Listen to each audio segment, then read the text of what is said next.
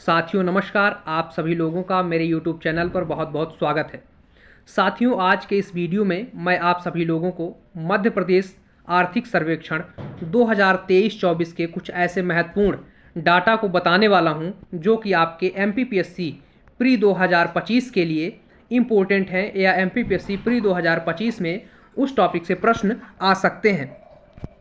तो देखिए इसमें मैंने कुछ ऐसे ही टॉपिक शामिल किए हैं जो कि पेपर में आते हैं, लेकिन अगर बच्चों को लगता है कि मुझे और ज़्यादा आर्थिक सर्वेक्षण अच्छे से पढ़ना है या फिर कोई बच्चे हैं जो मेंस के लिए आर्थिक सर्वेक्षण के डाटा अपडेट करना चाहते हैं तो उनके लिए हमारे टेलीग्राम चैनल पर जो है तो मध्य प्रदेश सरकार के द्वारा जो PDF जारी की जाती है, यह दस्तावेज जो जारी किया जाता है आर्थिक सर्वेक्षण का, वो मैं अपने टेलीग्राम पर अपलोड कर दूंगा। वहाँ से आप लोग डाउनलोड कर सकते हैं।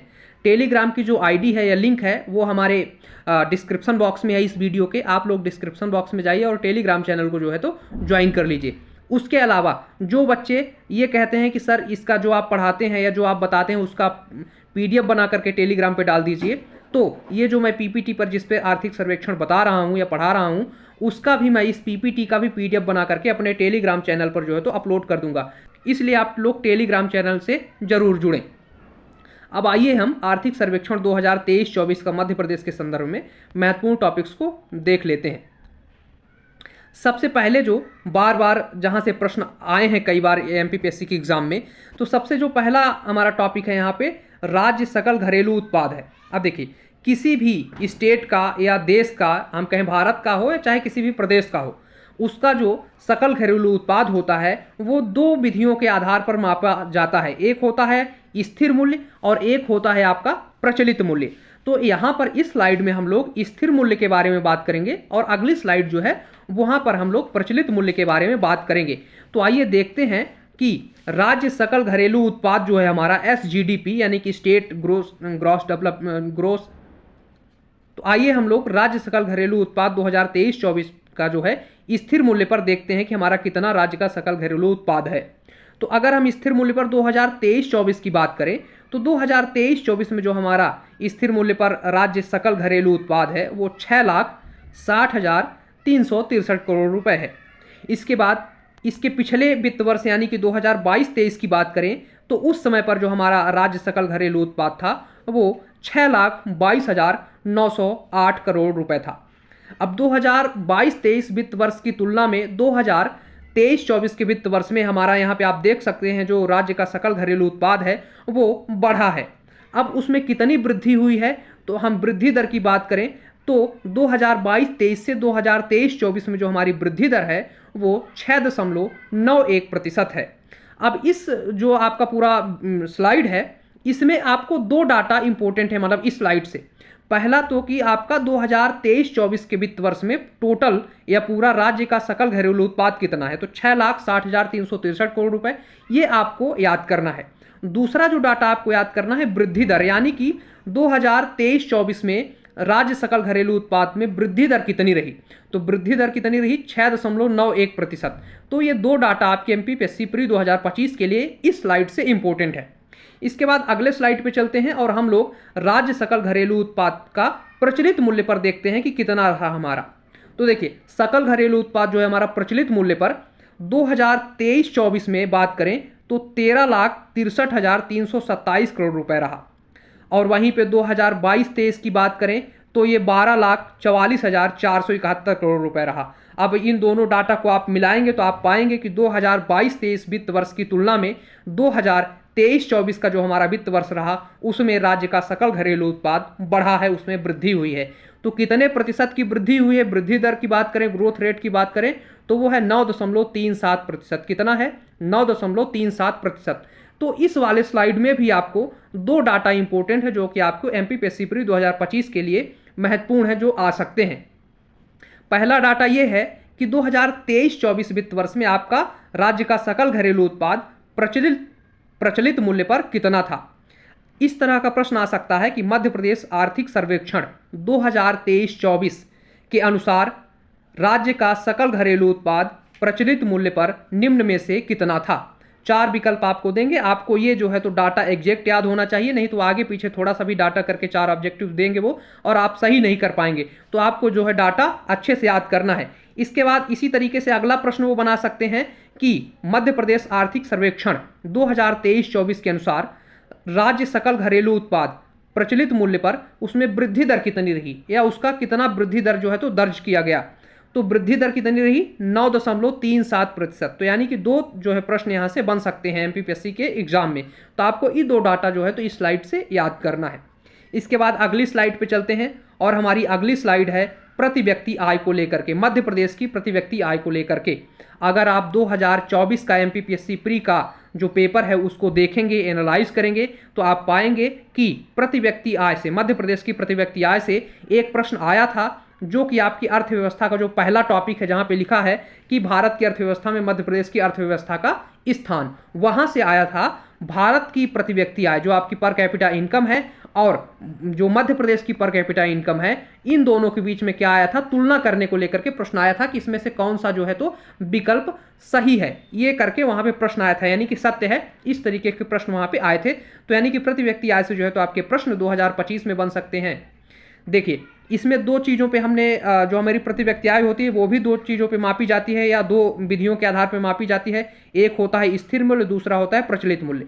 तो अगर हम स्थिर मूल्य की बात करें, स्थिर मूल्य हमारा जो वर्ष है 2011-12 है, जैसा कि आप सभी लोग जानते हैं।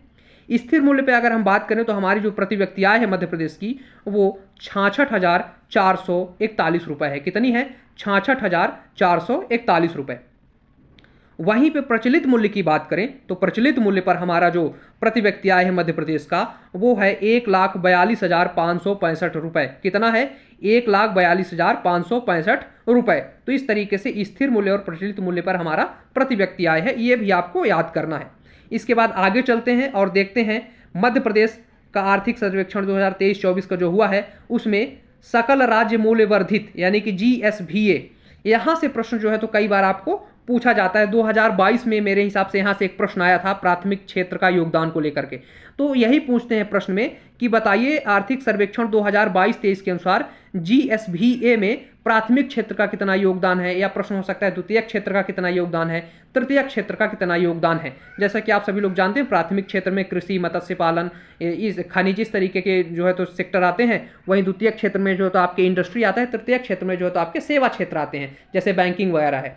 तो यानी कि इन तीनों क्षेत्रों में से जो है तो आपका GSVA में कितना कितना योगदान है हम लोग इस वीडियो में देखेंगे या इस स्लाइड में देखेंगे। तो देखिए इस सबसे पहले हम लोग बात करेंगे स्थिर मूल्य पर, यानी कि GSVA में स्थिर मूल्य पर प्राथमिक, द्वितीयक और तृतीयक क्षेत्रों का कितना योगदान है। यहाँ पे आप देख सकते हैं प्राथमिक, द्वितीयक, तृतीयक क्षेत्रों का जो है तो यहाँ पे डाटा दिया हुआ है कितने प्रतिशत योगदान है। ये जो आपका कलर है ये प्राइमरी सेक्टर का है, ये वाला जो कलर है वो आपका सेकेंडरी सेक्टर का है, और ये जो आपका कलर है वो टर्सरी सेक्टर का है। तो सबसे पहले हम लोग किसकी बात करते हैं, हम लोग बात करेंगे प्राइमरी सेक्टर की। प्राइमरी सेक्टर का कितना योगदान है GSVA में, तो आप देखिए प्राइमरी सेक्टर का योगदान 35.82% है। कितना है, 35.82%। कितना है, तो प्राथमिक सेक्टर का जो आपका योगदान है स्थिर मूल्य पर 35.82% है। तो ये डाटा आपको ध्यान रखना है। इसके बाद हम लोग आगे चलते हैं और देखते हैं कि सेकेंडरी सेक्टर का जो है तो हमारा GSVA में कितना योगदान है। तो सेकेंडरी सेक्टर की बात करें तो सेकेंडरी सेक्टर का कितना योगदान है, यहाँ पे आप देखिए लिखा है 24.54%। कितना, तो सेकेंडरी सेक्टर का योगदान है हमारा 24.54%। ठीक, तो आपको ये भी डाटा याद रखना है।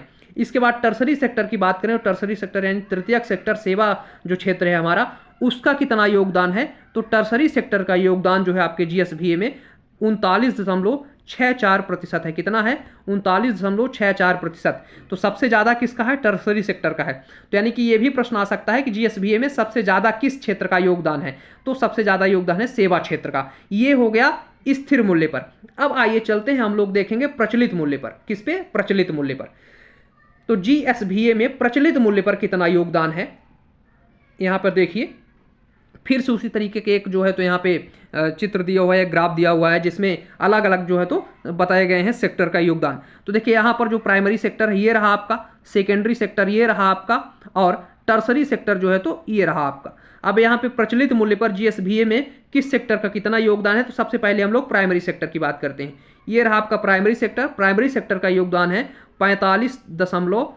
45.53%। कितना है? 45.53%। ये आपको बहुत ही इंपॉर्टेंट डाटा है, क्योंकि प्रचलित मूल्य पर ही ज़्यादा बार प्रश्न पूछा जाता है, स्थिर मूल्य पर कम पूछा जाता है, प्रचलित पे ज़्यादा। तो टर्सरी जो आपका प्राथमिक सेक्टर है उसका कितना योगदान है जीएसबीए में? 45.53%। इसके बाद सेकेंडरी सेक्टर की बात करते हैं। जीएसबीए में प्रचलित मूल्य पर सेकेंडरी सेक्टर का कितना योगदान है? तो सेकेंडरी सेक्टर आपका ये रहा, सेकेंडरी सेक्टर का आपका योगदान है 18.47%। कितना? 18.47%। ठीक। इसके बाद अब हम लोग टर्सरी सेक्टर की बात करें तो टर्सरी सेक्टर का जो योगदान है आपका, टर्सरी सेक्टर का योगदान है आपका 36%। कितना है? 36.00%, यानी 00%, यानी कुल मिला के 36% जो है आपका टर्सरी सेक्टर का है। तो अगर हम प्रचलित मूल्य पर देखें तो सबसे ज़्यादा किस सेक्टर का योगदान है जीएसबीए में? तो वो है प्राइमरी सेक्टर का। ठीक। तो इस तरीके का भी आपको डाटा याद करना है कि सबसे ज़्यादा प्रचलित मूल्य पर किस सेक्टर का योगदान है, सबसे ज़्यादा जो है तो स्थिर मूल्य पर किसका है। तो स्थिर मूल्य पर हमने देखा था यहाँ पे किसका योगदान है, एक बार फिर से देख लेते हैं। तो यहाँ पे सबसे ज़्यादा योगदान है आपका जो टर्सरी सेक्टर है उसका 39.64%, लेकिन प्रचलित मूल्य पर सबसे ज़्यादा प्राथमिक सेक्टर का योगदान है। इसके बाद आइए आगे चलते हैं और हम लोग देखते हैं प्राथमिक सेक्टर के बारे में विस्तृत रूप से। यहाँ पे हमने पीछे देखे प्राथमिक सेक्टर की बात की, द्वितीयक सेक्टर की बात की, तृतीयक सेक्टर की। अब आपके मन में ये प्रश्न आया होगा कि प्राथमिक सेक्टर, द्वितीयक सेक्टर, तृतीयक सेक्टर क्या होता है। तो आइए प्राथमिक और द्वितीयक सेक्टर के बारे में थोड़ा सा देख लेते हैं। प्राथमिक सेक्टर का यहाँ पे अगर हम लोग डाटा देखें तो हम लोग ये जो डाटा देख रहे हैं प्रचलित मूल्य पर देख लें, क्योंकि हर बार प्रश्न जो आता है वो प्रचलित मूल्य पर ही आता है, इसलिए हमने इस स्लाइड में प्रचलित मूल्य को शामिल किया है। जिसको और ज़्यादा पढ़ना है तो मैंने बताया कि मेरे टेलीग्राम चैनल पर चले जाएं, वहां पर जो है तो आपको इसकी पीडीएफ मिल जाएगी बृहद रूप से, वहां पर आप जो है तो पढ़ सकते हैं। तो प्रचलित मूल्य पर प्राथमिक क्षेत्र में क्या क्या चीज़ें रही ये देखिए थोड़ा सा यहाँ पे।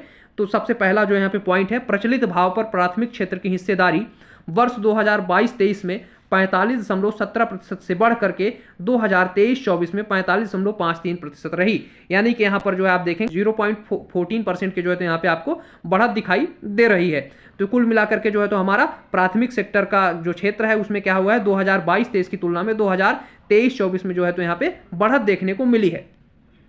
इसमें जो प्राथमिक सेक्टर में फसल भी आती है, तो फसलों के अगर हम देखें तो फसलों में जो है तो 2023-24 में जो 2022-23 में जो डाटा था या 2022-23 में जो हमारी क्या कहते हैं कि वृद्धि दर थी वो थी 32.29%। कितना था? 32.29%। लेकिन अगर हम वहीं 23-24 की बात करें तो कितना है? 32.32%। यानी कि 2022-23 की तुलना में 23-24 में जो है तो हमारा कुछ प्रतिशत माने कि 0.334% जो है तो ग्रोथ हुई है, यानी कि वृद्धि हुई है। वहीं पे पशुपालन की बात करें, प्राथमिक सेक्टर में पशुपालन भी आता है, तो पशुपालन 2022-23 में जो उसका डाटा था, उसका योगदान था वो कितना था? 7.51%। और अब कितना है 2023-24 में? 2023-24 में है 7.84%, यानी कि जो है तो यहाँ पर भी वृद्धि देखी गई है। इसके बाद जलीय कृषि जो है तो कृषि इसी से आती है, तो जलीय कृषि जो होती है उसमें 0.50% जो है तो यहाँ पे पहले था 2022-23 में, और 2023-24 में 0.53%, यानी कि 0.3% की वृद्धि यहाँ पर भी देखी गई जलीय कृषि में। इसके बाद जो है तो हम खनन की बात करें, खनन भी इसी के अंतर्गत आता है, प्राथमिक सेक्टर के अंतर्गत। तो 2022-23 में खनन का जो परसेंटेज था वो 2.59% था, जो कि 2023-24 में बढ़ करके 2.67% हुआ है। यानी कि यहाँ पर भी आपको 0.8% की जो है तो ग्रोथ रेट दिखाई दे रही है। तो इस तरीके से प्राथमिक सेक्टर के सभी जो पॉइंट हैं या सभी जो उसके अंतर्गत सब सेक्टर हैं, सभी में थोड़ा थोड़ा जो है तो ग्रोथ यहाँ पर देखने को मिला है। इसीलिए प्राथमिक सेक्टर का जो योगदान प्रचलित मूल्य पर है जीएसबीए में वो सबसे ज़्यादा, यानी कि 45% से भी ज़्यादा है। तो इस तरीके से हमने प्राथमिक क्षेत्र के जो कुछ सेक्टर्स हैं, सब सेक्टर्स हैं, उनको हमने इस स्लाइड में देखा प्रचलित मूल्य पर। अब आगे चलते हैं और हम द्वितीयक सेक्टर को भी देख लेते हैं। द्वितीयक सेक्टर के अंतर्गत क्या क्या आता है, तो यहाँ पर है प्रचलित मूल्य पर। द्वितीयक सेक्टर को भी किस में देख रहे हैं? प्रचलित मूल्य पर, क्योंकि प्रचलित मूल्य से ही प्रश्न आते हैं, स्थिर मूल्य से प्रश्न नहीं आते हैं। तो देखिए प्रचलित भाव पर द्वितीयक क्षेत्र की हिस्सेदारी वर्ष 2022-23 से 18.93% से घट करके 18.47% हो गई है। यानी कि तृतीयक क्षेत्र में हम देखें जीएसबीए में योगदान को लेकर के, तो यहाँ पर क्या हुआ है, हमें यहाँ पे घाटा दिखाई दे रहा है, यानी कि हमारा जो परसेंटेज है वो घटा है। यानी कि तृतीयक क्षेत्र कहीं ना कहीं जो है तो चुनौतियों का सामना कर रहा है, स्ट्रगल्स कर रहा है इस टाइम पे। इसके बाद दूसरा डाटा यहाँ पे देखें, दूसरा पॉइंट देखें तो यहाँ विनिर्माण, ये देखिए यहाँ पे भी की जगह पे आप लोग क्या कर लें, विनिर्माण कर लीजिए। विनिर्माण क्षेत्र में 7.5% से 7.2% में कमी आई। यानी कि देखिए 2022-23 में जो था, 2022-23 में जो हमारा विनिर्माण क्षेत्र का योगदान था वो 7.5% था, लेकिन 2023-24 में 7.2 हो गया। कितना हुआ? 7.2 हो गया। यानी कि कहीं ना कहीं जो है तो 24 में जो है तो कमी दर्ज की गई। तो यानी कि यहाँ पे विनिर्माण क्षेत्र में भी जो है तो कमी देखी जा रही है। यानी कि विनिर्माण क्षेत्र भी जो है तो क्या है, इस समय पे चुनौतियों का सामना कर रहा है। इसके बाद निर्माण क्षेत्र की बात करें तो निर्माण क्षेत्र का जीएसबीएम योगदान 2022-23 में कितना था? 8.08%। लेकिन जो बाद में यह योगदान यानी कि 2024 में योगदान कितना है इसका? 8.02%। यानी कि कहीं ना कहीं इसमें भी हमें घाटा देखने को मिल रहा है। यानी कि द्वितीयक सेक्टर में जो है तो प्रचलित मूल्य पर हमें सभी सब सेक्टर्स में जो है तो यहाँ पे घाटा देखने को मिला है। इसीलिए जो है तो आप यहाँ पे देखेंगे कि जो है तो द्वितीयक सेक्टर में थोड़ा कमी आई है पिछले साल की तुलना में। तो इस तरीके से हमने द्वितीयक सेक्टर को देखा। अब देखिए तृतीयक सेक्टर में सेवा क्षेत्र है, वहां पर कोई डाटा जो है तो विशेष रूप से आपके प्रश्न में नहीं आता है, तो इसलिए हमने तृतीयक सेक्टर को यहां पे शामिल नहीं किया है, क्योंकि वहां से प्रश्न नहीं आता है। इसके बाद आइए कुछ और चीजें देख लेते हैं, जैसे कि आर्थिक परिदृश्य में अगर हम देखें, जैसे राजस्व के क्षेत्र में राजकोषीय घाटा वगैरह, इन सब की बात कर लेते हैं थोड़ा सा। कई बार प्रश्न इससे आता है, मतलब बहुत रेयर केस में यहाँ से प्रश्न कई बार राजकोषीय घाटा से या राजस्व से पूछ लेता है। तो देखिए हम क्या देखेंगे यहाँ पे, राजस्व एवं राजकोषीय घाटा या अधिशेष, यानी कि हमारा राजकोषीय घाटा कैसा है, घाटा में है कि अधिशेष में है, राजस्व हमारा घाटे में चल रहा है कि अधिशेष में चल रहा। तो यहाँ पर देखिए सबसे ऊपर वाले इसमें ग्राफ में क्या है, राजस्व घाटा या आधिक्य।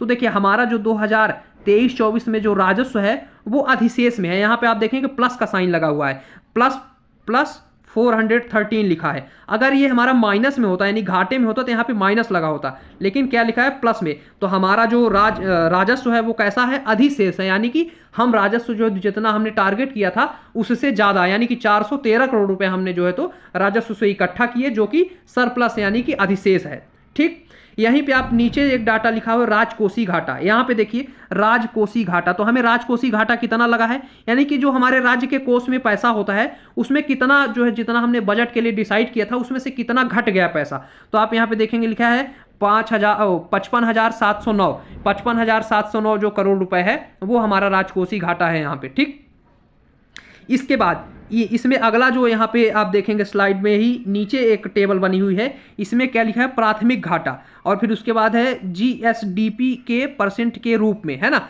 जो हमारी जीएसडीपी है। तो अगर हम 2023-24 की बात करें तो जीएसडीपी के परसेंट के रूप में अगर राजकोषीय घाटा देखें तो हमारी जो टोटल जो जीडीपी है मध्य प्रदेश की, उसमें जो राजकोषीय घाटा है परसेंटेज के रूप में 4.02%, ठीक, 4.02% है। ये आपको डाटा याद करना है, ये इंपॉर्टेंट डाटा है। हमारे जो जीएसडीपी है उसमें राजकोषीय घाटा कितने प्रतिशत है, तो 4.02% है। कितना है, 4.02% है। ठीक, ये आपको जरूर याद रखना है। बाकी यहां पर जो है तो किसी काम का नहीं है, बस आपको राजकोषीय घाटा जो है तो उसको याद करना है, कितना है, 4.02%। ठीक, पूरी हमारी जो जीएसडीपी है उसका। इसके बाद अगली स्लाइड पे चलते हैं, और अगली स्लाइड पे हम देखते हैं साइबर तहसील के बारे में। यहाँ से 2024 में प्रश्न तो नहीं आया, लेकिन ये बहुत अच्छा टॉपिक है, यहाँ से 25 में प्रश्न आ सकता है। प्रधानमंत्री श्री नरेंद्र मोदी ने 29 फरवरी 2024 को जो है तो एक योजना लॉन्च की थी जिसका नाम था साइबर तहसील। इसका जो मुख्य उद्देश्य है ईज ऑफ लिविंग है, यानी कि लोगों का जो जीवन है उसको इजी करना है, उनके जो काम को आसान करना है। इसके लिए जो है तो 29 फरवरी 2024 को प्रधानमंत्री मोदी ने जो है तो साइबर तहसील योजना की शुरुआत की थी। इसको जो है तो मध्य प्रदेश में जून 2022 में पायलट प्रोजेक्ट की तरह जो है 2 जिलों में लागू किया गया था, लेकिन बाद में इसको देखते हुए, इसके अच्छे कार्य को देखते हुए अब जो है तो पूरे जिलों में इसको लागू कर दिया गया है। ये क्या करता है, जैसे कोई व्यक्ति भूमि खरीदता है, उसके रिकॉर्ड रजिस्ट्री वगैरह कराना, ये सब काम जो है तो साइबर तहसील में बड़ा आसानी से हो जाता है। किसी भी जो है तो आवेदक को परेशानी नहीं होती है, बड़ी आसान प्रक्रिया, ऑनलाइन प्रक्रिया के तहत एकीकृत जो पूरी वन डिजिटल विंडो जो होती है, मतलब कि उसके थ्रू जो है तो यहाँ पे काम हो जाता है लोगों का। तो इस तरीके से जो है तो इसके कुछ काम हैं। तो यहाँ पर जो है तो हम साइबर तहसील के बारे में देखा, ईज ऑफ लिविंग यानी कि लोगों के जीवन को आसान करने के लिए प्रधानमंत्री मोदी ने 29 फरवरी 2024 को जो है तो साइबर तहसील योजना शुरू की थी। जून 2022 में मध्य प्रदेश में पायलट प्रोजेक्ट की तरह इसको लागू किया था 2 जिलों में। अब यह जो है तो पूरे जिले में, यानी कि मध्य प्रदेश के जो 55 जिले हैं सभी जगह जो है तो ये लागू है। साइबर तहसील का काम क्या होता है? भूमि के बाद भूमि रिकॉर्ड अपडेट और उत्परिवर्तन प्रक्रिया जो होती है उसको सुव्यवस्थित करने का जो है तो ये काम करता है। आवेदक के लिए कई टच पॉइंट की आवश्यकता कम हो जाती है। विभिन्न प्रणाली और ऑनलाइन प्रक्रिया को एकीकृत करके कुशल रिकॉर्ड अद्यतन न्यूनतम भौतिक संपर्क की आवश्यकता होती है, यानी कि ऑफिस जाना नहीं पड़ता आपको, आपका काम जो है तो बड़े आसानी से हो जाता है। तो साइबर तहसील को आप लोग इंपॉर्टेंट जो है तो टॉपिक में रख लीजिए, यहाँ से प्रश्न 2025 में आ सकता है। इसके बाद अगला जो हमारा यहाँ पे स्लाइड है वो है आर्थिक सर्वेक्षण 2023-24 में कृषि एवं ग्रामीण विकास से संबंधित कुछ यहाँ पे डाटा थे, उसको देख लेते हैं। तो देखिए, वित्त वर्ष 2023-24 में मध्य प्रदेश में प्रमुख फसलों का उत्पादन जो है तो उसमें अगर हम वृद्धि देखें तो यहाँ पे हमारी 0.20% हुआ है। कितना हुआ है? 0.20% की वृद्धि यहाँ पे हमारे फसलों के उत्पादन में देखी गई है। अनाज के उत्पादन की बात करें 1.91% की मामूली कमी आई है। ठीक, अनाजों के उत्पादन में जो है तो अनाज और फसल में अंतर है। देखिए, सोयाबीन भी फसल के अंतर्गत आती है लेकिन वो अनाज नहीं है। गेहूं चावल क्या है? अनाज। तो जब पूरे अनाज को एक साथ रखते हैं तो उसमें क्या है? 1.91% की कमी देखी गई है। दलहन की बात करें तो दलहन में जो है तो 4.26% की वृद्धि हुई। कितनी हुई है? 4.26% की, 62% की जो है तो यहाँ पे वृद्धि देखने को मिली है। वहीं तिलहन की बात करें तो तिलहन में जो है तो 7.32%, कितना? 7.32% की जो है तो वृद्धि देखने को मिली है। तो इस तरीके से दलहन तिलहन में जो है तो मध्य प्रदेश काफी प्रगति कर रहा है और काफी जो है तो इसका ग्रोथ हो रहा है। लेकिन अनाज की बात करें तो 1.91% की जो है तो यहाँ पे मामूली सी कमी देखी गई है। इसके बाद बागवानी फसलों की बात करें तो बागवानी फसलों ने भी अच्छा प्रदर्शन किया है। मसालों का उत्पादन 2022-23 में 52.62 लाख मीट्रिक टन से बढ़कर के 2023-24 में 53.59 लाख मीट्रिक टन हो गया है, यानी कि लगभग 1 टन से ज़्यादा जो है तो यहाँ पे उत्पादन हमारा मसालों में बढ़ा है। वहीं सब्जियों की बात करें तो सब्जियों का उत्पादन 236.41 लाख मीट्रिक टन से बढ़ करके 2023-24 में 242 कितना हो गया? 62 लाख मीट्रिक टन हो गया, यानी कि इसका भी उत्पादन बढ़ा है। वहीं फलों के उत्पादन की बात करें तो फलों का उत्पादन 2023-24 में जो है तो आपका कितना था? 2022-23 में कितना था? 95.10 लाख मीट्रिक टन से बढ़ करके कितना हो गया? ये आपका बढ़ करके 2023-24 में हो गया 95.54 lakh metric ton, 95.54 lakh metric ton हो गया। यानी कि दलहन में, तिलहन में, फलों में, मसालों में, सब्जियों में, हर जगह मध्य प्रदेश जो है तो प्रगति की ओर है। तो इस तरीके से हमने इस वीडियो में आर्थिक सर्वेक्षण के जो है तो महत्वपूर्ण जो है तो डायमेंशंस को कवर किए और मुझे उम्मीद है कि आप सभी लोगों को ये वीडियो जो है तो काफ़ी हेल्प करेगा 2025 के प्री के एग्जाम में। इसी तरीके के अन्य वीडियोज़ को देखने के लिए आप सभी लोग मेरे चैनल को सब्सक्राइब करें तथा बेल आइकन को क्लिक करें। और अगर वीडियो अच्छा लगा हो तो एमपीपीएससी की तैयारी करने वाले अपने दोस्तों को, साथियों को भी इस वीडियो को शेयर करें तथा कमेंट बॉक्स में कमेंट करें। धन्यवाद।